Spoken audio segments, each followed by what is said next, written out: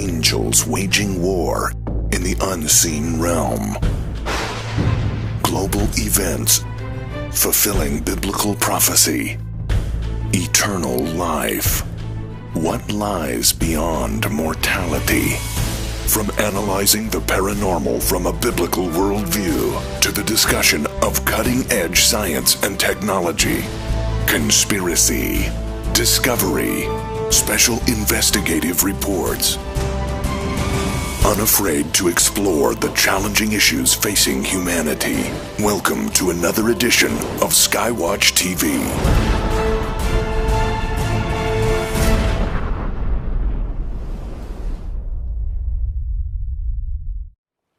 Good evening, folks. This is Tom Horn coming to you again with Skywatch Television. But we have some very special guests we're going to be talking with for actually the next few weeks here on Skywatch. We're going to be running a special series with our very good friends once again, and actually just now returning from their expedition to Peru, Tiahuanaco, Sardinia. Steve Quayle, my good friend. Hi, Steve. Great to have Tom. you back. Well, I'm excited because today we're going to be talking about the True Legends, Technology of the Fallen, Episode 1, and building on David Flynn's work, which obviously is in the David Flynn collection. Tim Alberino was the feet on the ground. He was the expedition leader, and having lived in Peru, being accustomed with so many native legends and knowing so much about Peru, it was the natural. He got to go back to a place he lived for 10 years and basically follow up on the chronicles of the conquistadors.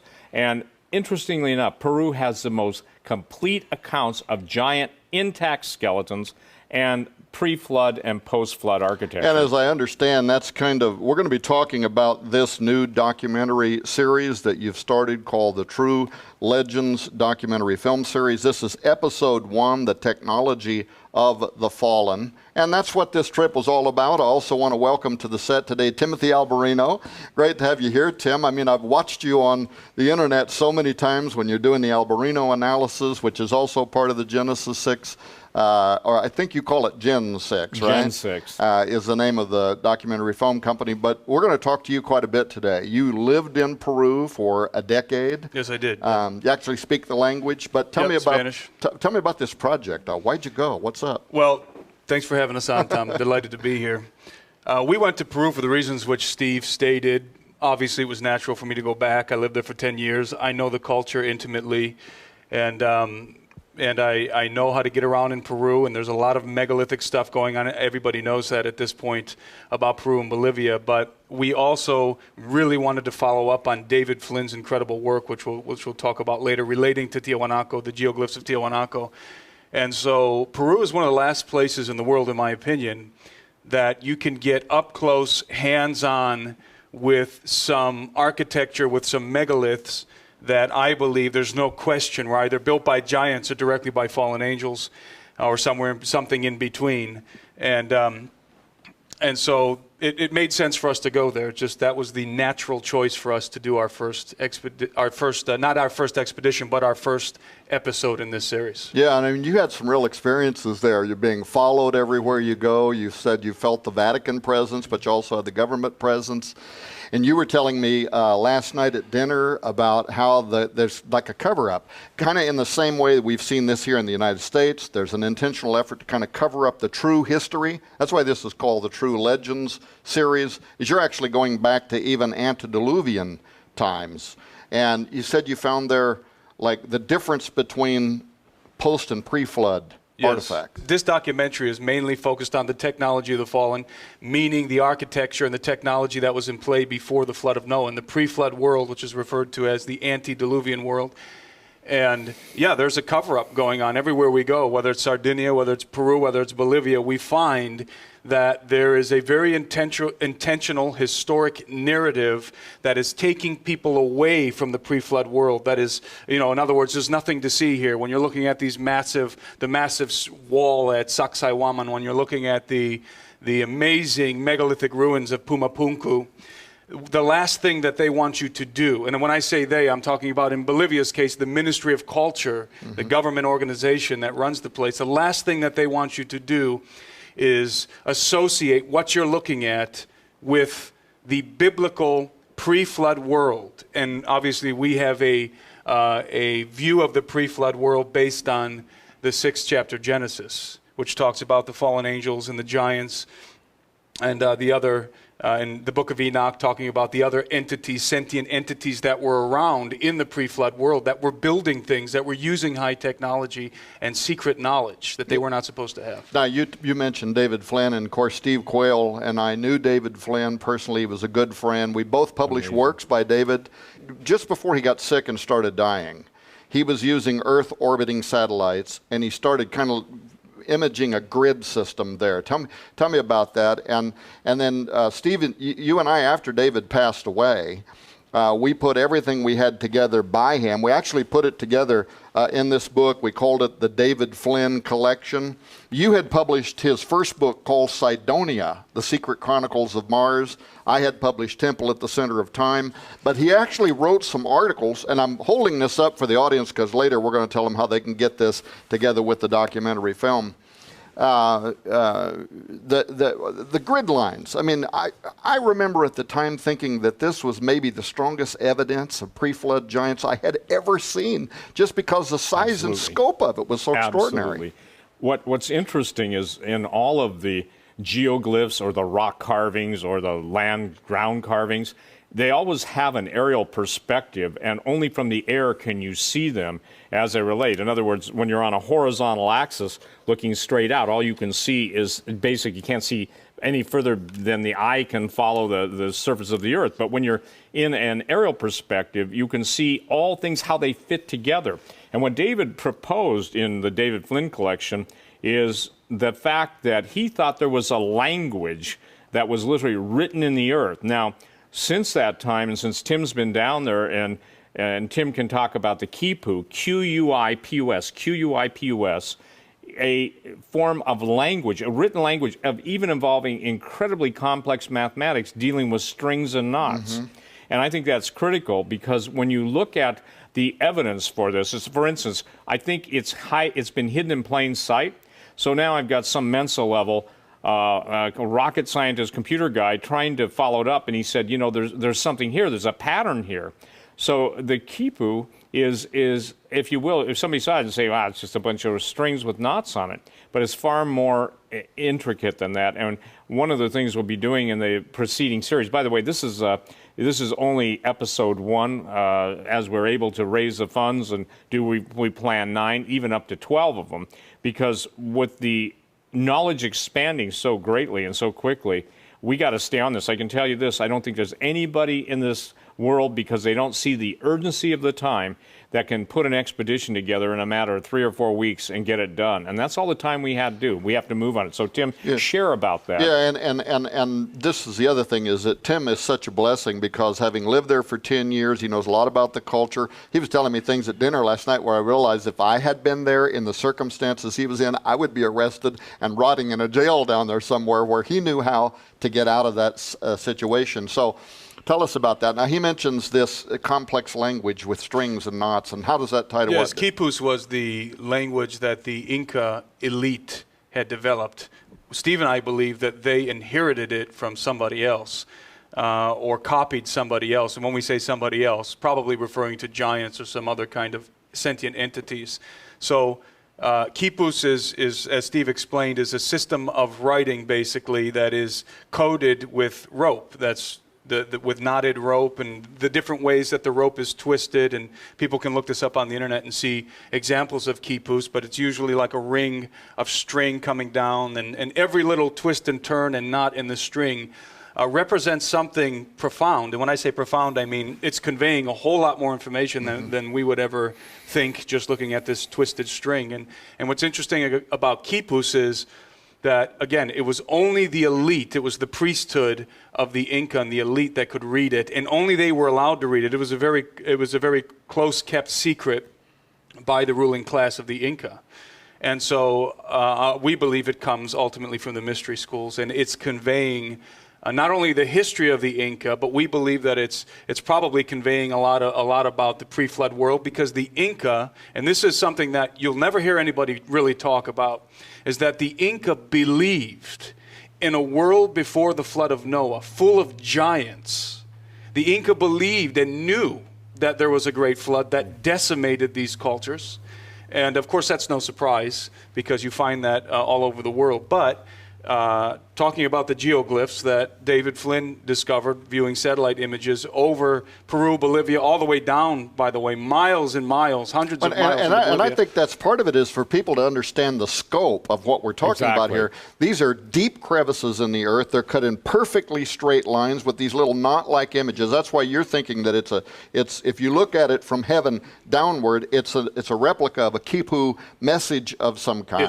It looks very reminiscent of Quipus, and that is, by the way, what David Flynn was inferring. And these run for hundreds of miles. Hundreds of miles. Some of this is 11, 12, whatever, 1,000 feet above sea level. It goes through plains Massive. and valleys. It goes through lakes. I mean, there's no such technology. We couldn't do it today.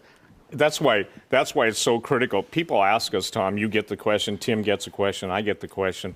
Why is all this stuff relevant and important? Because this is those events that I believe Daniel saw being revealed in the end times, being loosed, if you will. Sealed up, Daniel, for the visions yet for an appointed time, for knowledge shall run to and fro.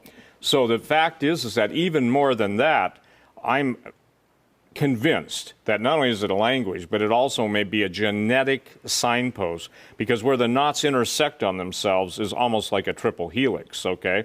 And one of the claims that has yet to be evidentially proven, but is suspected, as is the triple helix of the fallen angels. Now, I want to make it clear to everybody, fallen angels are that. They are angels. They can take on human form. When the fallen angels came to earth, Genesis 6:4, they had sex with earth women, produced the giants. But they were proud of their children. And they're proud of their children, Tom, because we see that in the book of Enoch. We see that in the book of Giants, the Dead Sea Scrolls. And the same Dead Sea Scrolls that we get a lot of our original Old Testament passage, that was a big deal. So this wasn't an invention. It wasn't a fabrication of someone, just a pseudepigrapha, meaning somebody writing under somebody else's name. But the fascinating thing about this is that when you go to Peru, of all the places in the world, that's where you have the most prominent, if you will. It's the Rosetta Stone in geoglyphs and in giant architecture, showing both before the flood and after the flood. And, we get flack all the time saying, well, there was no universal flood. Well, yeah, I mean, go to the top of Mount Everest and you find seashells. So, sure. But the main point is that they knew, the ancients knew prior to the flood that it was coming. So what you lived in Peru and now you're back there, you're shooting this exploratory film. What do the Inca, what do the people that live in Peru today, I mean, what do they believe about the megalithic structures? And also tell us about how these things are almost side by side, where you have proof of pre-flood structures that are beyond comprehension, and then the stuff that came after the flood that's still impressive but much smaller in scale. They believe the ancient astronaut stuff. It's funny, they all know. I spoke to the University of San Martin in the city of Tarapoto, which is in the Amazon basin, during this expedition. And we talked to the university professors and we talked to a group of students at the university, did a presentation on Genesis 6 and on the megalithic structures. And it was amazing to discover that they all knew about ancient aliens. They all knew about ancient astronaut theory. None of them had ever heard a biblical explanation for the megaliths in their own country, including a couple of the professors that were believers, that were Christians, had never heard an explanation outside of the traditional explanation, the traditional historic and the ancient astronaut theory. So we were really presenting to the Peruvians themselves for the first time this idea that there were fallen angels that had offspring that were giants, ancient technology, forbidden knowledge. It was surprising to them. Now, I've understood that some of the earliest, explorers, archaeologists that went into Tiwanaku, they went up above Lake Titicaca, when they were talking, and what was this, 100 and some years ago, but they're talking to the people that were living there at that time, saying, where did the gate of the sun, where did these giant megalithic structures, these giant stones, where did all this come from? And according to the explorers then, they were told, we don't know, it predates us, but our oldest stories tell us that these were built by giants. It's more than that, see, because the Inca themselves knew, and you're not going to hear this on Ancient Astronauts. They knew that the Puma Punku and some of the older structures were built before the Great Flood decimated them. They knew this. This was common knowledge, not just with the Inca, but with the other natives that lived in the territory of Peru during and after the conquest of Peru by Francisco Pizarro. And what's really interesting is that when the chroniclers and the conquistadors came upon Tiwanaku, when they arrived there, what do you think that they said about it? They said, look, evidence of the pre-flood world. That's what they said. They said they knew the Inca believed it, and they confirm it in the documents that we have that were given to me by... And this is all going to be part of the document. Oh, yes. This is all featured in our document. And you brought with you today some of the conquistador reproductions. We've got the helmet, we've got the sword. But this sword, people will not be able to see the depth of this thing. I don't know if maybe they can go to the wide angle there. How long is that thing from the shield down there to the point? Well, this is called a basket hilt, or actually a cup Shell hilt. Yeah, cup hilt, the rapier. This one's reproduction by Cold Steel, 41 inches. Yeah, the blade's 41 inches. So imagine this, ladies and gentlemen. And I'll let you give the background, but imagine putting that into the eye socket of an attached giant skull from the base of the hilt to the tip of the spear, going through the eye socket to the back of the head. Now, this is the records of the conquistadors. This is historical records. That's a big boy, 36 and feet tall. These bones existed when they invaded. And this is something, again, that not many people have any idea of. And let me lay the background here. No, but quickly, and I want you to lay the background. But so what? How long did you say this is? 41 and it inches. takes the length 41 inches to go in the eye socket and come out the back of the head. That's touch the back of the inner That's how they cranium, measured it. So now, if you had somebody who's good at measuring skeletons, well, we did that. We did that, Tom, because someone's actually calculated it and using the standard parameters, even of the elongated skulls. The skull would be 6 feet tall. It would be 40 inches. The skull. The eye socket, the back, 40 inches, and the eyes somewhere between 24 and 30 inches apart. How tall would that make the whole skeleton? The conquistadors, tell them what the conquistadors said. Yeah, so let me give people a context for this, and we go through all of this in great detail in this. This is exciting stuff. In this DVD. The context of the documents that I was given while in Puno, which is on the shores of Lake Titicaca, by a very well-known archaeologist. He gave me digital files, digital copies of the actual records of the conquistadors and of the chroniclers after them, and the ones that were with them. They came from Lima, the records, the digital files. And because I asked him, have you ever seen any evidence of giants in Peru? He said, well, I, as an archaeologist, have not. I asked him another question. Are there historical records of giants in Peru? He said, yes, there are. Yes, there are. So he went and got those for me and gave the digital copies of those documents on a disc to me, and I reviewed them and was astounded. And he was astounded. Now, is this being reproduced in True Legends documentary? Yeah, absolutely. These will be here. So the context of what we're talking about in terms of the historical documents is the conquest of Peru by Francisco Pizarro and about 168 conquistadors in the mid-16th century. The chronicles that we have, the records that we have, are the historical records from which we derive the history of the conquest. And so what did the conquistadors say about the height of this giant? We're talking about these conquistadors took their swords, which were very likely rapiers or something like rapier swords, and stuck their blades through the eye socket of this giant that was uncovered on the bank of the river. And as Steve was saying, the tip of the blade, it was so large that it went in through the eye socket and the tip of the blade barely touched the back of the inner cranium. And the giants in Peru, and it's an interesting thing is that the Inca believed, the Inca themselves and the natives, they knew that the giants before the flood were larger than the giants that came after the flood. And this one evidently then would have been 30 This must have been a 30-foot. 32 foot. Yeah, something and the appetite, each one of the giants, basically, it's absolutely very similar to the book of Numbers in the Old Testament, because these guys ate so much, they ate the equivalent of what 50 men would eat in a day, each giant ate. And then they basically ran out of food and they started munching on the natives, okay? Here's the thing, Tom. God in his mercy to us has basically provided a time lock on information that hasn't been seen, or maybe has been seen, but no one paid attention to it for over 450 years.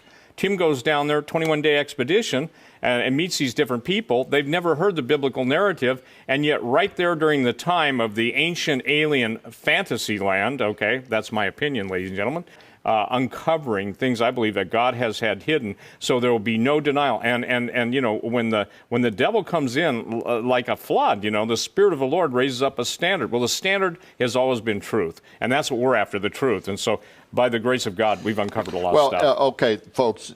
True Legends, the documentary film series. Technology of the Fallen is episode 1. Now, I've got to see some of the film that's going into this. I haven't got to watch the whole documentary yet. It's absolutely unprecedented, and some of these documents, like you're talking about, are extraordinary and valuable because they give us the true eyewitness accounts rather than the sanitized accounts that we're getting from governments that both there, here, and around the world want to try to control. Because, you know, this stuff flies in the face of the evolution theory. It flies in the face, but it's very supportive of the biblical chronology. Yes. It shows global evidence for a flood, for giants. All right. We are going to be making this documentary available to you. It is in our store. You can get the documentary for $24.95. We're also putting it together with the David Flynn collection. We'll be talking about that more as to why. Some of the research that Dave had started when he was friends with me and Steve Quayle, then wasn't able to finish, and you went there to finish it, of course.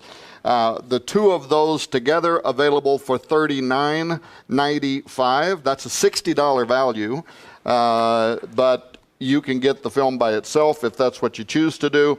While we have you gentlemen here, we're going to keep you for 4 weeks. We're going to talk about some of the other books and products too that you have available. But tell me about Sardinia real quick, because we're going to run out of time in about 2 minutes. Let me really quickly also mention that we also visited a alleged Stargate. We went to Pumapunku, we went to Tiwanaku, so it wasn't just about the giants and stuff. We went and checked out Aramumuru, you know, so we did that's in this episode. So that we investigated Stargate, giants, Pumapunku, Tiwanaku, Lake Titicaca, UFOs. It's all in here. This Amaramuru, if I'm saying it right, is that the famous image where there's like a rock with like a doorway? Yes, it is alleged to be it's famed to be a Stargate. Yeah, well, but why? I mean, what did the ancients we go say? into that in the documentary, and we expose some things that we found surprising there too. But in terms of Sardinia, yeah, before we went to Peru, we actually went to Sardinia first. And that's we haven't put that episode together yet because we wanted Peru to be the first episode. But yeah, we found some amazing things in Sardinia. I'd never been to Sardinia or Italy for that matter.